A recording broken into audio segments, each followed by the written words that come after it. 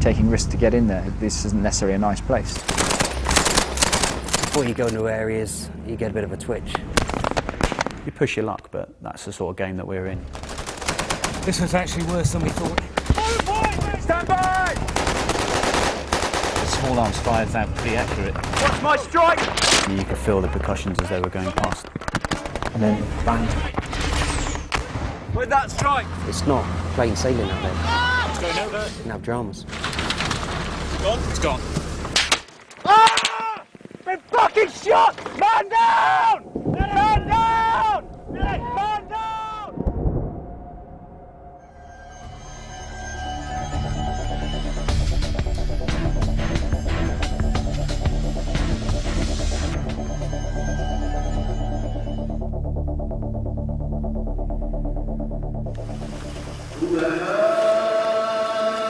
These are the Pathfinders. They're the Parachute Regiment's elite combat troops. They've never been filmed before.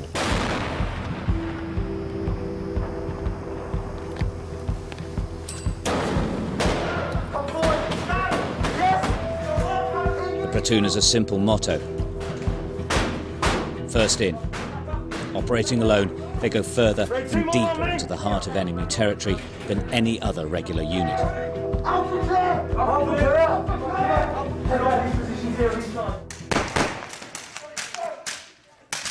It's early morning, it's freezing cold, and it's Kent. They're training. It's just days before their deployment into Afghanistan. Led by Major Matt Taylor, there's just 45 men in this elite corps. This would be very much the high end of the warfighting spectrum, so this would be a last resort. They'll form a vital part of the ongoing mission against the Taliban. We're there to find them, to disrupt them and to locate them, and then pass that information back for the rest of the brigade. All the guys within the Pathfinders are volunteers, so they all want to be here, they want to be doing the job, so in terms of their sort of professionalism and their abilities, they're probably at a higher level than a mainstream battalion. It's a job that appeals to me. You know, it's actual, you know, it's almost down to you and your rifle. It's sort of one man and his kit. You know, if you're squared and your equipment's squared and your personal skills are on top form, then everything else will fall into place. Red! Up! The platoon's greatest asset is their ability to survive for long periods with little need of assistance. They're professional soldiers, hugely reliant on their own self-confidence, their own daring spirit, and a high degree of self-reliance. Their self-sufficiency depends a great deal on their equipment. They're the first unit to take the brand new Jackal armoured reconnaissance truck into battle. Each one costs £640,000. It's an all-terrain vehicle, it's armoured for protection against roadside bombs or IEDs, but it's never been used in anger before. We're the first journalists allowed to film and live with the Pathfinders as they find and engage with the Taliban in southern Afghanistan, the most dangerous place on earth.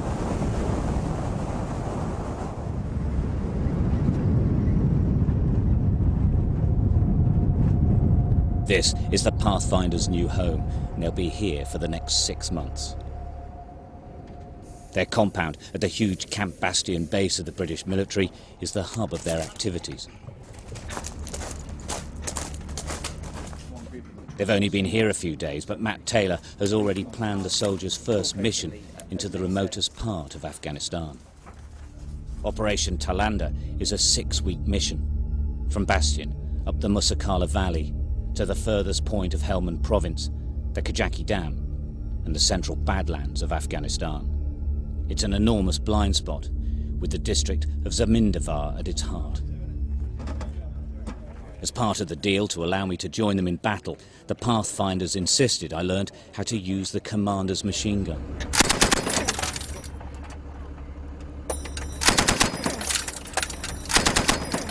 I did, but on condition that as a journalist, I'd not be expected to fire.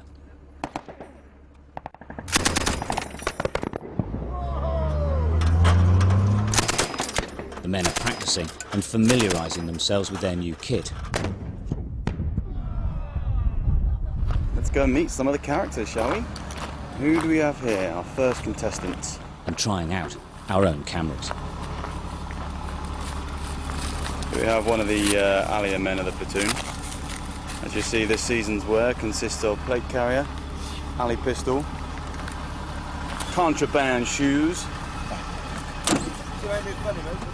We have a man known as Foz. Women want to be with him, men want to be him. Look at that t-shirt. Seems like you guys are looking to get up close and personal. Oh yeah, that's the camel.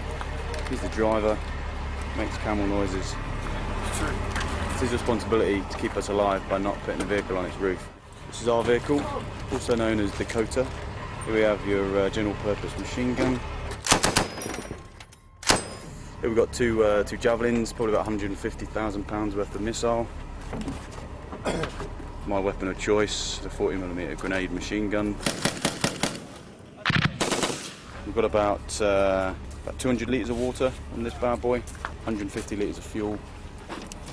Another good weapon, the 50 cal machine gun. Today we're going out on a patrol where no other conventional forces have been for a while.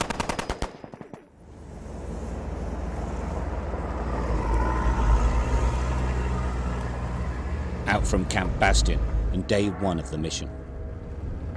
3 men to a truck, they'll eat, sleep and fight from the vehicles for the next 6 weeks. The task to disrupt the Taliban and bring home intelligence from the most remote areas where the influence of the Kabul government is scant and where Western forces rarely make an appearance. The Pathfinders mission has started, but it's already stopped. It's day 2 and a fuel line's broken on a Jackal vehicle. We've pulled into Forward Operating Base Edinburgh, which is in the north of Helmand Province. As you can see, the line of trucks has been here overnight. They're going to stay here for at least the rest of the day. Some of the guys, as you can see, just walking past, they've been living on the outside of the truck here. As soon as the part arrives and is fixed, then the Pathfinders will move out to begin their proper mission. And that's it, 50 press-ups, innit? Mac, the cruelest patrol commander, making his men do push-ups. Look into the camera, boy. I'm looking in the camera. Give me tea. How many you done now? He played the game. He lost. How's it going, mate? Not bad, mate. Be good when I get this on. At least it arrived, eh? Yeah. The Pathfinders prefer the desert. They'll be there the next day.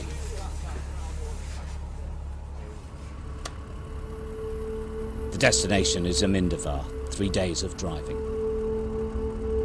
It lies in a crucial part of Helmand Province, allocated to the British as part of the NATO-led International Security Force, or ISAF. Helmand is Afghanistan's largest province, and the Taliban are here in large numbers.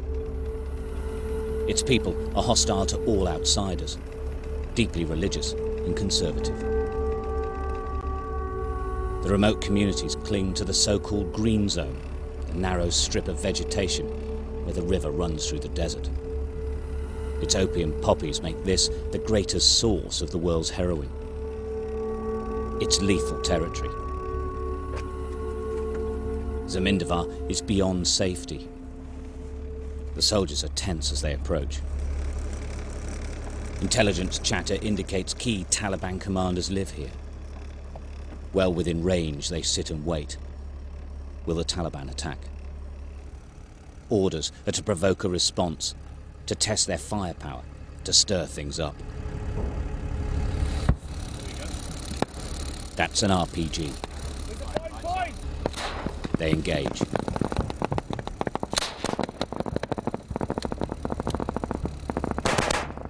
I think it might have been an RPG fired from a motorcycle. We saw a bike going across very fast, and we saw a plume of smoke in front of us. A show of force from a Harrier jet. The Pathfinders are looking for firing points. Now, if there's nothing firing back, let's just delay sort of 5 minutes. The minute they open up again, we'll do it. I just want to see if they've stopped. I don't want to give all our cards away in one go. That's the whistle of incoming rounds. That's closer.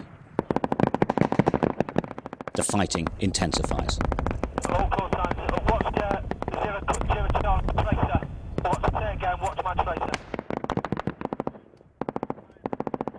Small arms fall short, but mortars smash into the desert next to the Jackal trucks. We're on their territory. Their weapons are ranged on this spot. Opal 80 Alpha, Opal 80 Alpha, this is a finder, a 1-4 radio check over. The men can call on artillery and air support, but radio communications are down. Send it through those means. The request for long-range artillery has to be routed via a landline at headquarters. A broadsword 0, a finder 1-4, continuing fire mission, a Taliban mortar team. You got IDF at the rear, yeah? They see a lone motorcyclist behind them. Looks like smoke. Looks like it's adjusting it on, mate. Right, hold on. You see where they follow the left-hand track down from there? Got one lone side. Yeah? They think he's firing or at least spotting for the Taliban. The Taliban have the experience. They've been defending this pass since the Russians first came. Another round behind us, Jim. Landed it. Yeah. On the other side. They're talking about moving the call sign north. They manoeuvre to a new firing point, but the Taliban have moved closer as well. Very small, very active now. It's coming up on the left side. This guy's truck. A long-range artillery round goes in, fired from over 50 miles away, but there's an instant return of fire. And they just keep firing back. Mortars land just yards away. Behind us, 50 feet, 50 metres.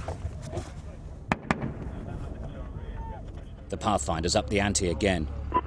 Sergeant Scotty Patterson calls for a multiple airstrike. I thought when that's a good copy, I'll give you a set rep and we've got the rounds on the ground.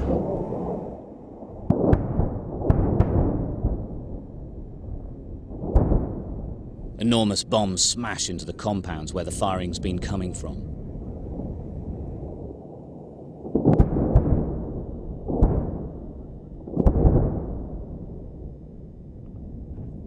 It's the largest drop of ordnance on a single target recorded in this part of the war in Afghanistan. But within minutes, it was clear just how tough the Taliban are. They attack again. Incoming.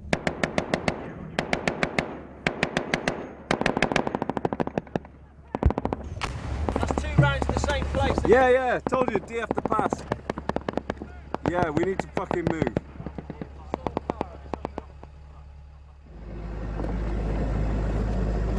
With light fading, the Pathfinders have moved to a defensive camp for the night.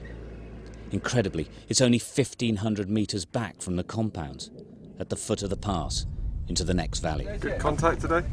Nice.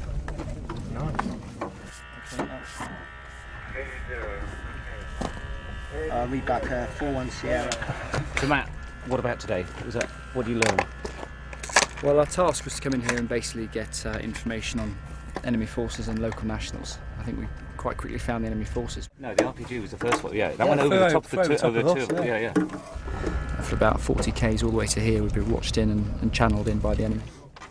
And then the second one landed slightly behind it? Or Yeah, behind it. They've obviously got a couple of well-trained mortar fire controllers up here somewhere. So we used basically air power to hit the targets that they were identified at. Because it can just move around on the mopeds fast and furious, we can't get too close to them with the wagons. It's a bit of a Mickey Mouse game, really, try to get in there. The impression we were getting from the various feeds was that they were quite surprised we were here. All right, Mark. I'm good, mate, thanks. Does it hurt? Yeah. Minor ailments. It may seem like we didn't achieve much, but we actually found a quite large grouping of the enemy in a certain location, which all adds value at the higher level. And that gets passed up, that's the point. Of course, that was passed immediately, and longer sit-ups will follow during the evening. Yeah. Right, thanks. Well done. Well done, sir.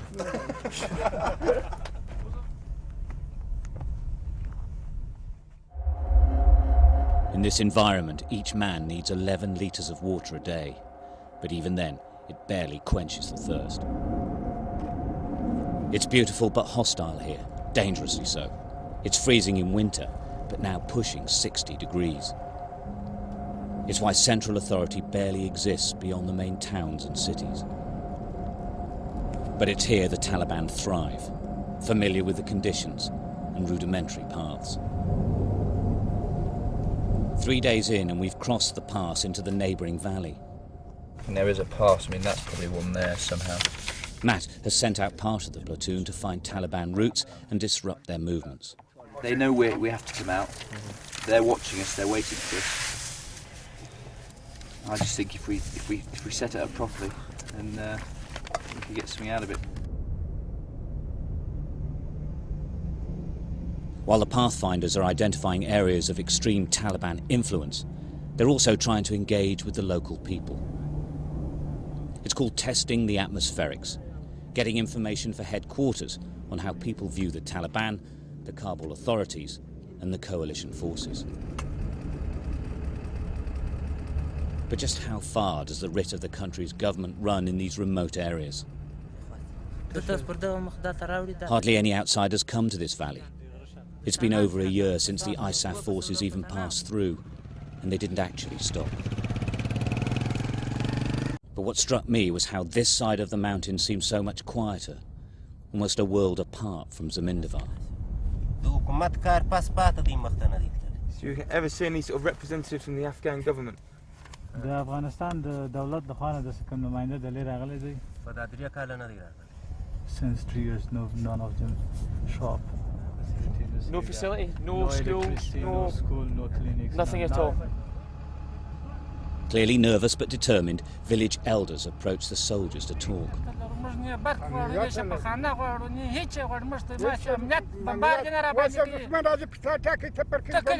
Their body language is clear from the beginning. They're furious at the intrusion into their daily lives. We don't need power, we don't need drinking water, we don't need anything. We just need the security. So whenever there's one single fire on you guys are dropping the bombs and killing several local people. May I say that, and I do stress this, when we open fire, we are very much opening fire at the Taliban.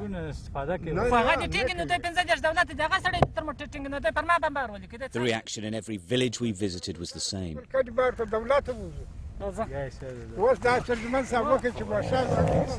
Is it not just a case of anyone who turns up just causes trouble? Yeah, that's exactly that's just what it bad is. news, whoever comes into town. Yeah, it is, and I think because this is sort of right at the far end of Helmand right now, you know, it's taken time for security to come here, and it will take time, and they will build out from the centres, as you know. And hence, it's probably quite confusing for the local elders that you see walking away. You know, they don't know what to believe. They were furious though, weren't they? Yeah. And then we turn up for 5 minutes and...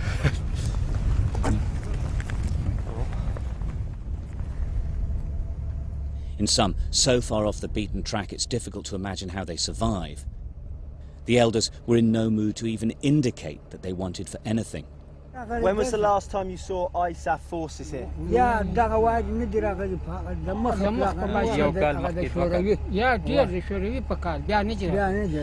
They had this conversation with the Russians. No, this is the first time. Ever, or for how long? A year? They said that just the Russians come there. Oh, but nothing. First from the Russians. Have they seen anyone from the government of Afghanistan here? The Pathfinders have reached the furthest point on their first operation. 70, ready for Delta. Roger, first grid, 41 Sierra Papa Romeo. 83539, read back. The mission is taking its toll on the men and their equipment. Give a smile, Rory. Just keeping going is tough out here. They're only 7 days into a mission scheduled to last 42. You alright, Chris? Yeah, I'm alright. Yourself? Good. Used to? Yes, mate. Good. The wear and tear on the trucks is becoming a real problem. The management computer on a vehicle has died. Stuck in the desert, the Pathfinder's mechanic, Mick Turner, plans to hotwire the truck. It'll drive, but it's an unreliable running repair. Impossible to know when it will break down. It's BDR basically. It'll start, but it's a temporary measure. And hopefully that'll get us back to one of the fobs.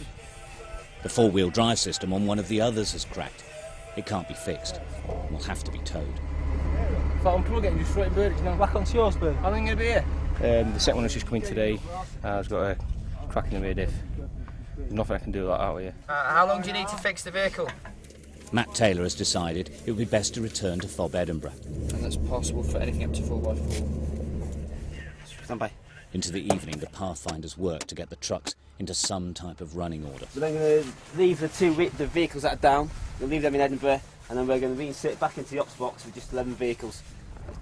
The only way back is the way they came, through the Zamindavar choke point and the Taliban. Some of the soldiers are unhappy that with one truck broken and a second unreliable, they're losing firepower. I am, after all, occupying a berth that could be manned by a shooter. And by now everyone accepts that there will be a violent confrontation at some point in the coming hours.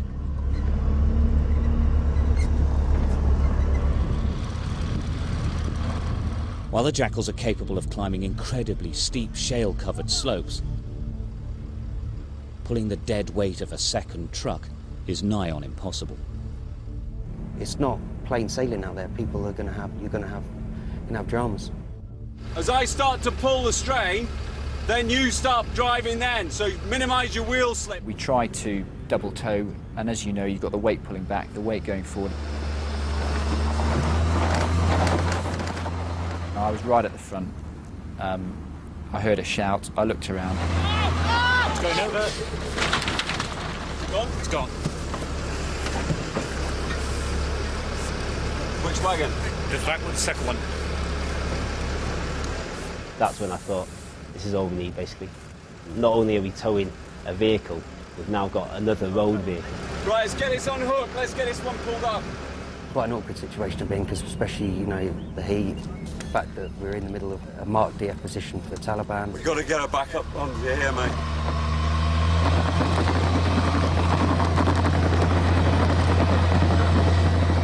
We knew there was a lot of Taliban forces literally just over the mountain. And when that toppled over, we knew obviously it was going to be a big delay, and we were quite vulnerable.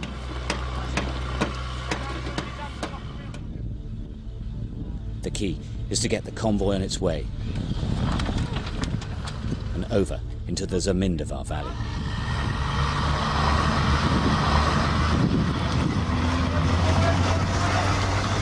So one of the trucks has something of a bodge job to keep it going. One has completely stopped working, one has turned over. Our truck is now towing the one that's completely broken. And on the other side of us, this is the valley where the Taliban have been firing at us when we first arrived. It's quite a difficult day already, what with the accidents that have happened, and we've got to go down there.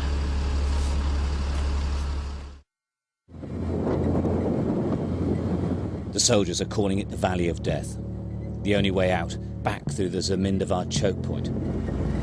We've been out for 7 days now.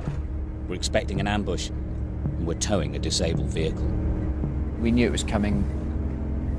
We had intelligence feeds to say it was coming. Before you go into areas, you get a bit of a twitch. Looking around thinking, where's it going to come from? When's it going to happen? Because you're expecting it. They're running in. And when it does kick off, it's almost like a relief. That's a guy.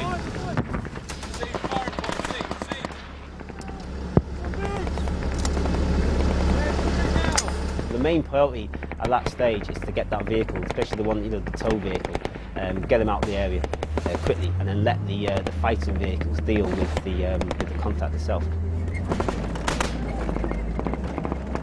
Yeah, but I've got to get this wagon out of here. I've got a towing wagon. It's so hard to target a fleeting enemy just for one round and off he goes. With your camera. You know, they had pre-planned points where they knew they could get into, and we'd hardly ever see them. We'd just see the fire and then it'd be gone again. You know, the odd rocket, and then it'd be gone, they'd move on. Okay, I'm going to get you in a firing position. We reach a protective hill, but as we leave, we're lined up for attack by an RPG. Stand by. It misses by a few feet. Stand by. Give me comms, for fuck's sake. Pathfinder's engaged, but he's gone.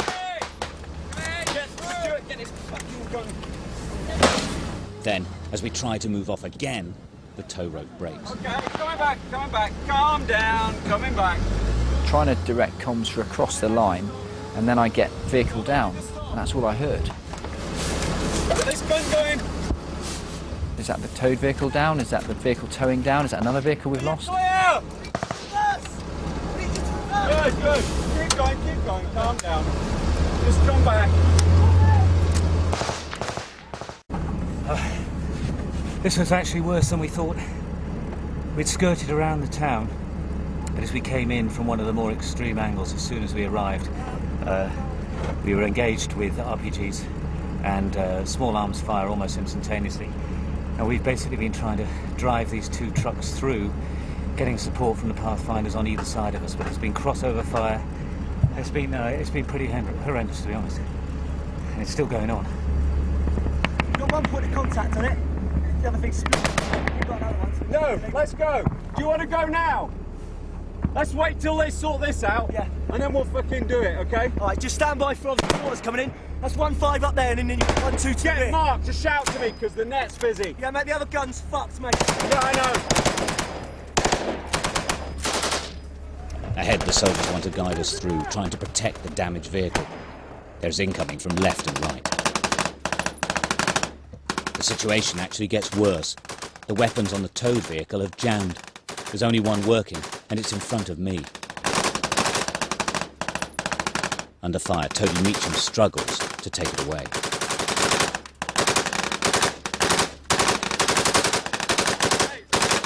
Stop firing. Let's try to get this one off now. Hold it. They've got it covered. Right, mate. You good to go? Okay, mate. Okay. Tony, what do you want? Yeah, I see. So it's cheap. Okay. Fire point! Stand by!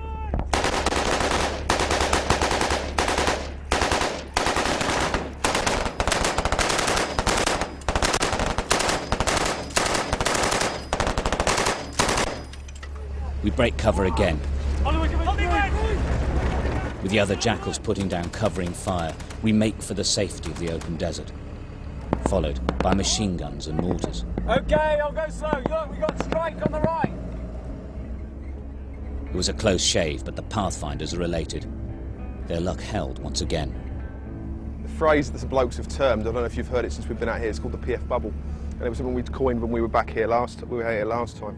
And it never seems to, regardless how bad it gets or how much fire was, coming down, the blokes who were there never seemed to get a scratch. At this stage, we left the Pathfinders. Within days, the bubble burst. At the Musakala Wadi, Sergeant Scotty Patterson's truck is hit by an IED. He's medevaced by helicopter to Camp Bastion for emergency surgery, leaving the soldiers in the field.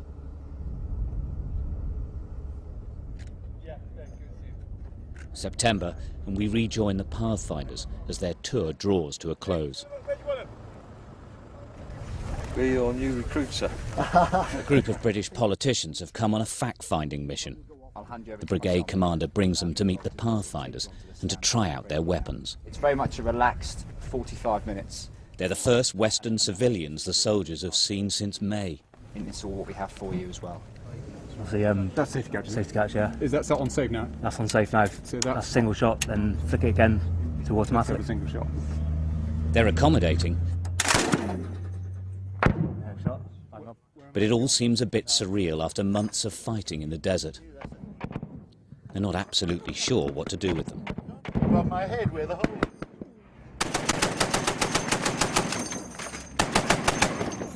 Oh, there's more of the bastards. Needs to go lock off first.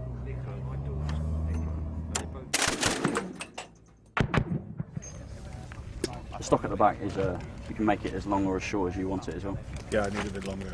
You've got your helmet on the wrong way around. So. You're right. This is my manly physique, you see, in this one. Yeah. No. You have other ones.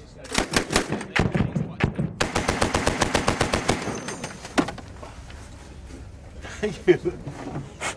Thank you very much. And were you filming that inglorious episode? No. توربین با فابریکه کجکی از صمیم قلب تبریک میگم. Thanks a lot. That was a successful mission. Thank you very, very much. The Pathfinders, true to their name, have hit the headlines. They found a safe route up to the Kajaki Dam for an enormous electricity turbine. Governor Mangle has come to Camp Bastion to say thanks. We were getting the atmospherics in the area, and we were in the vicinity of the Gorak Pass on the high ground, but next to a road, and the patrol commander was identified that there was a lot of traffic on it. So he stopped the traffic, and one local national spoken to said, "Yeah, this is a significant route between Kajaki and Kandahar, and it's pretty quiet." And it was sort of, hang on a minute, you know, clearly I passed it up, and it developed from there. It's the biggest land manoeuvre by the British military since World War II, and quite a coup. The turbine could provide electricity for the whole region, winning the hearts and minds of the people in its purest form.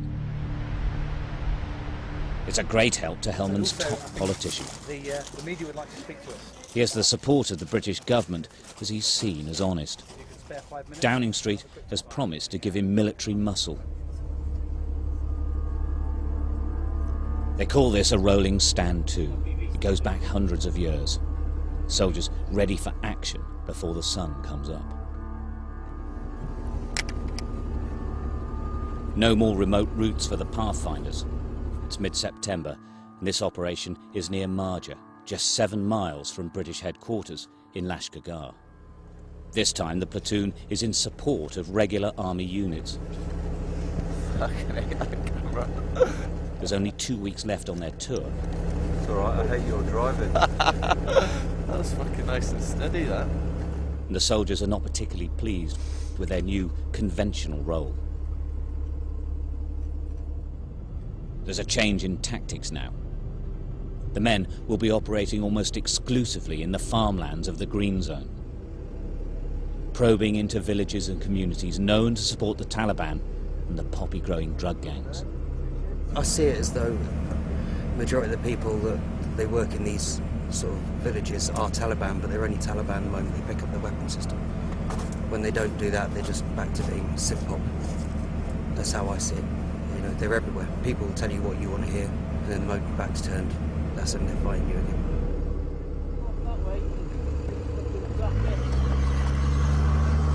The threat of an IED attack is high.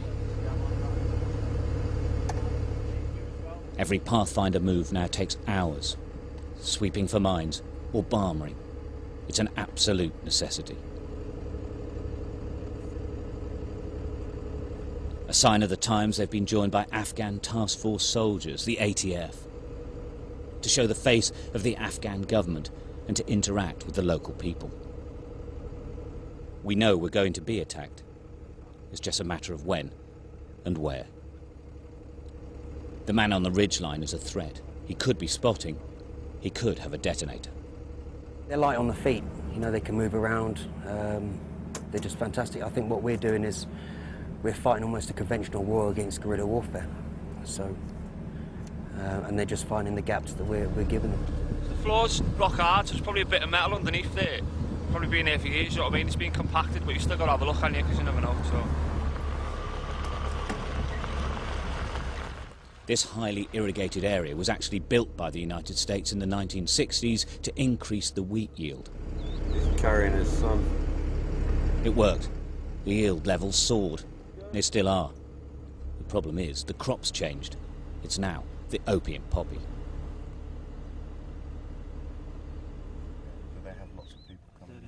In a country that provides 90% of the world's heroin, Helmand provides 90% of Afghanistan's opium. They're in the midst of the latest harvested crop.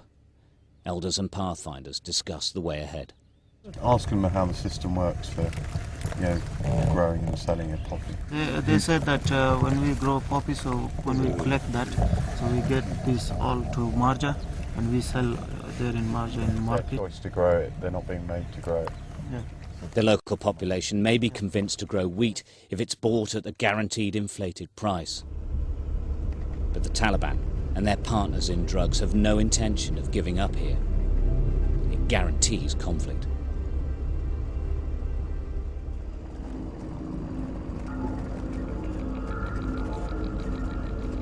The Pathfinders approach a compound near Marja, which is 6 miles from the British headquarters. I saw a puff smoke. The Taliban are in a series of buildings near a wooded area. Flag up to the right where the wall floats down.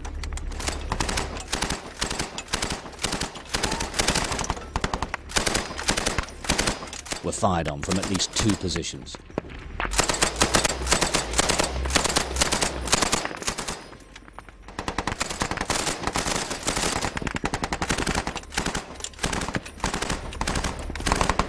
See where that come from, yeah? No.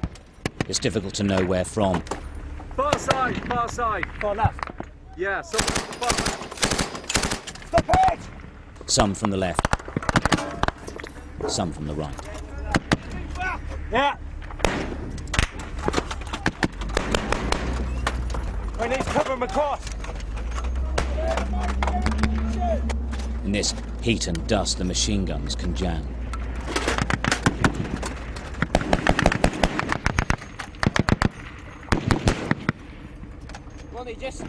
Ronnie, just scoot out of the flavor, yeah? The incoming intensifies. Right, we got incoming and it seems to be coming from further left, I'm guessing, see left, that complex there? Look left, gap in there, have a look at that.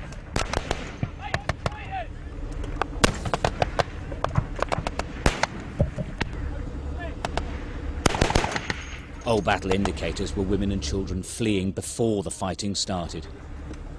Seen. Not anymore. Looks like women and kids. They're still in there. Women and children.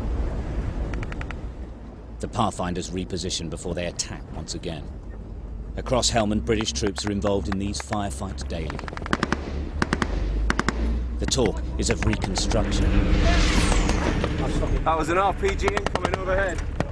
But this is the reality. There simply aren't enough British or American forces to snuff it out. Guys who are squatting down and fucking running. A clear message from commanders. They need more men. I think there's a recognition that more soldiers would stabilise areas here that remain dangerous more quickly. Currently, we've got deployed in the region of 4,000 troops, supporting 4,000 Afghan soldiers. I think we could probably easily consume in Helmand another brigade. And a brigade would be a full-strength brigade? It would be in the region of 3,000 to 4,000 soldiers. Where'd that strike? What did we say about that compound? Got a bit of place.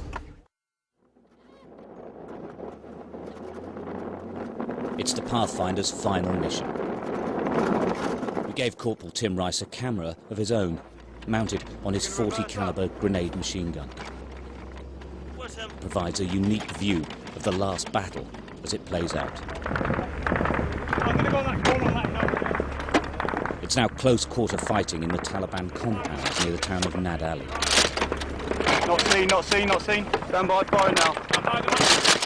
As we approached the town, and we kept pushing forward to sort of, really find out where they were and keep them involved as much as we could.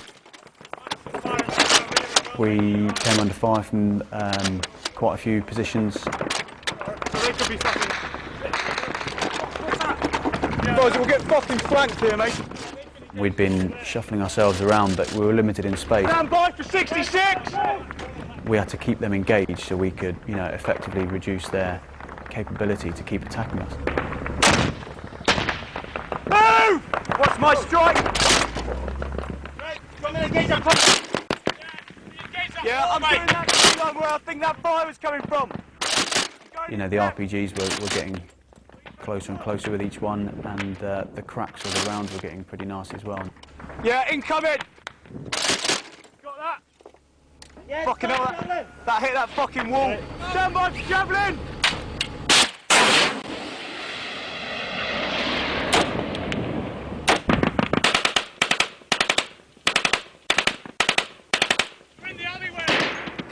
on there!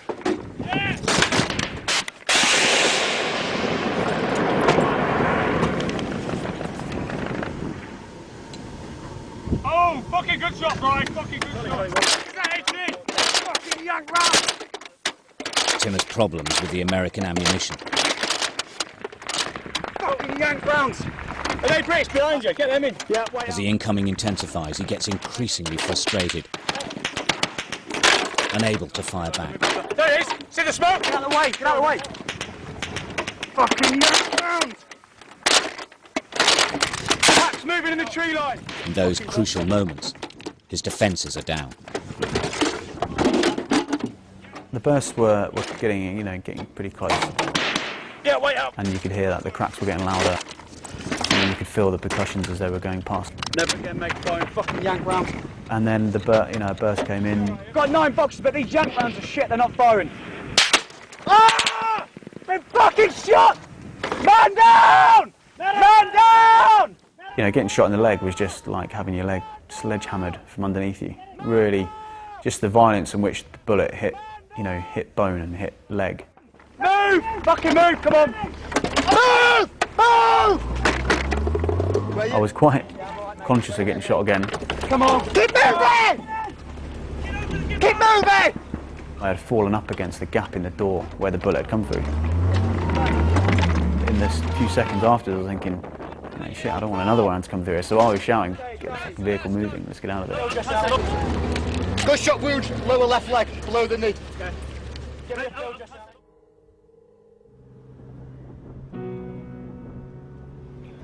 Colchester, home to the 16th Air Assault Brigade, the Pathfinders' mission to Afghanistan is over. They return to a chilly autumnal Essex. 6 months in the desert, and there's a real sense of, is that it amongst the men? Tim Rice is undergoing rehabilitation. Shot through the leg, his injury wasn't as serious as it might have been. He was lucky. Rehab 2 for Sergeant Scotty Patterson. Blown out of his jackal by an IED in July, he survived. His legs were smashed to pieces. This is a big day for Scotty. So you're going to keep most of the weight down through your arms. He's trading in his Zimmer frame for crutches. Coordination. It's taken months of hard work, but he's making an incredible recovery. I pretty much remember everything. I remember coming out of the waddy and then bang, just remember this ringing in my ears. I remember subconsciously just thinking, go with it. And then the next thing I knew was I was coming to on the ground, shaking around thinking, oh, the fuck was that? Like a bit dazed and dipped, like a heavy parachute landing or something. And then I got on my elbows and I was looking up and I could just see this dust cloud everywhere. And then I tried to stand up and I realised my legs were just dragging behind me. And I thought, oh, legs are broken, I think. And then the lads got over, Bernie banged the morphine in me. I said, oh, give me another one, Bernie, just to make sure. So he banged another one in and that was the end of it. I was high as a kite. And then I woke up in the morning, 4 or 5 in the morning, and there was a Danish woman massaging my toes. As I was coming to make sure the blood was flowing, I was like, oh, fucking hell, where am I?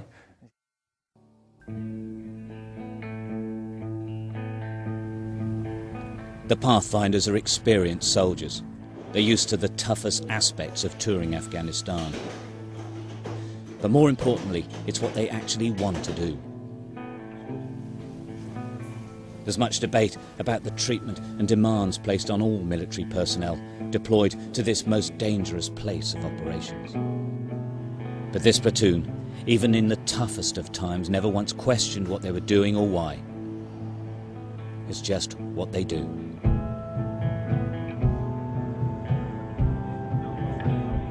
A post-tour drink is a tradition as binding as any of the Army codes of conduct. It's the final act of the deployment, and it'll get pretty messy. The soldiers will part after this, some to other jobs. The 60 years of Pathfinder history is embodied in these young men. They're just carrying that on, finding their own paths along the way.